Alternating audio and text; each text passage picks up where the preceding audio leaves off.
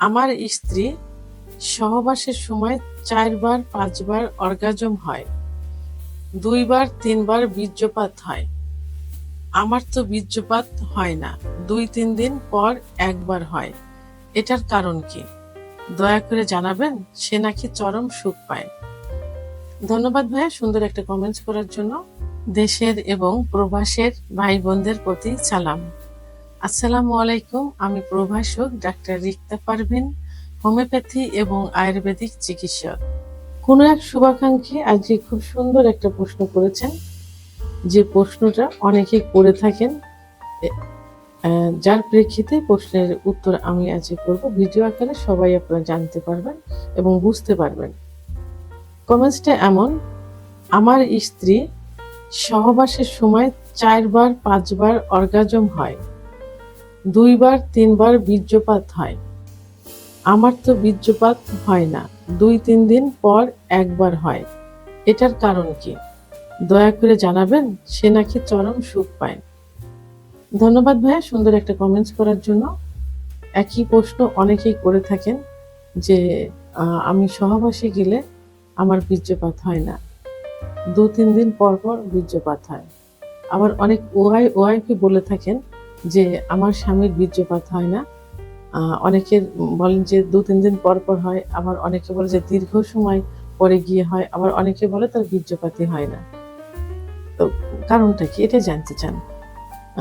আসলে কারণটা আ এ বর্ণনা করতে গেলে অনেকভাবে বর্ণনা করা যায়। তবে এর পিছনে ২ ধরনের কারণ নির্ভর করে। ২ টা বিষয়ে এটা হয়ে থাকে। ১ম হলো শারীরিক, দ্বিতীয় হলো মানসিক। তো আমি মানসিক বিষয়টা নিয়ে আগে কথা বলব।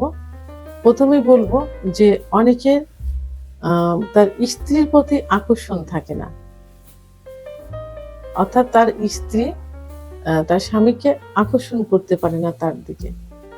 সে যে কারণেই হোক না কেন, সেটা তার দৈহিক সৌন্দর্য, তার ভিতর সেক্সুয়াল যে অ্যাসোসিয়েট ভাব সেটার অভাব, অথবা উম আ তার সেক্স নেই, এমন সমস্যা হতে পারে যে তাকে সে সেভাবে ভালোবাসা দিয়ে আকৃষ্ট করতে পারে না, বা তাকে সেভাবে ফোরপ্লে করে অর্গাজম করতে পারে না।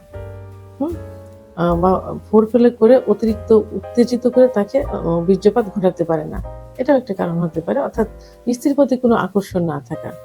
এটা বড় একটা কারণ। আবার আরেকটা কারণ হয় যে মানসিক দুশ্চিন্তা। অনেকের মানসিক দুশ্চিন্তা থাকে, হতাশাগ্রস্ত থাকে। সেটা পারিবারিক হতে পারে, ব্যবসা-বাণিজ্য হতে পারে, চাকরির ক্ষেত্রে হতে পারে।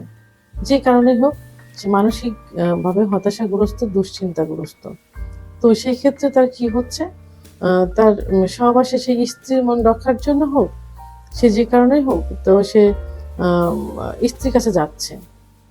কিন্তু তার যে চরম একটা অনুভূতি, যে ফিলিংস, সেই ফিলিংসটা তার ভেতরে হচ্ছে না। সে সহবাসের সময় বিভিন্ন দুশ্চিন্তা তার মাথার ভেতরে থাকে। তো দেখা যাচ্ছে যে এভাবে দীর্ঘ সময় সহবাস করতে, করতে তার স্ত্রীর, কারণ মেয়েরা দীর্ঘ সময় সহবাস করলে কিন্তু মেয়েরা উত্তেজিত হয় বেশি। কারণ দেখা যায় ১০ থেকে ১৫ মিনিটে উত্তেজিত হয়, কারো ৩০ থেকে ৩৫ মিনিটে উত্তেজিত হয়। তা যখন এইভাবে সে আ অ্যা মানে দীর্ঘ সময় সহবাসে লিপ্ত থাকে, কোনোভাবেই তার বীর্যপাত হচ্ছে না, সেক্ষেত্রে মেয়েদের ১ বার ২ বার অর্গাজম সহ বীর্যপাত হয়ে যাওয়াটাই স্বাভাবিক। তো এভাবে মানসিক দুশ্চিন্তার কারণেও এটা হয়ে থাকে। তো এটা, তো সেক্ষেত্রে ভেঙে পড়লে চলবে না। আপনাকে ধৈর্য ধারণ করতে হবে, মানসিক দুশ্চিন্তাগুলো দূর করতে হবে। আর শারীরিক যে কারণটা বললাম, সেই কারণটা হলো যে অনেক সময় দেখা যায় যে পুরুষের মা যে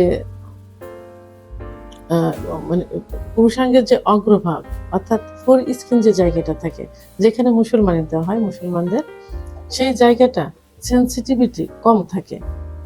কারণ ওম এই ফোর স্কিনটাই আ মানে সিগন্যাল দেয় ব্রেইনকে। ওই অনুভূ ও ও ওখান ওখান থেকে যখন সেনসিটিভিটিটা চলে আসে, উত্তেজনা চলে আসে, তখন সিগন্যাল দেয় ব্রেইনকে। ব্রেইন তখন তাকে বীর্যপাত ঘটানোর সিগন্যাল দেয়। অর্থাৎ দ্রুত বীর্যপাত ঘটায়, অর্থাৎ অতিরিক্ত উত্তেজিত হয়ে দ্রুত বীর্যপাত ঘটায়। তো এখন এই সেনসিটিভিটিটা অনেকের কম থাকে। আবার অনেকের অন্ডকোষের ভিতরে সমস্যা থাকে। কারণ বীর্য তৈরি হয় কিন্তু 24 ঘন্টা পর পর। সহবাস হোক আর না হোক 24 ঘন্টা পর পর বীর্যটা তৈরি হয়।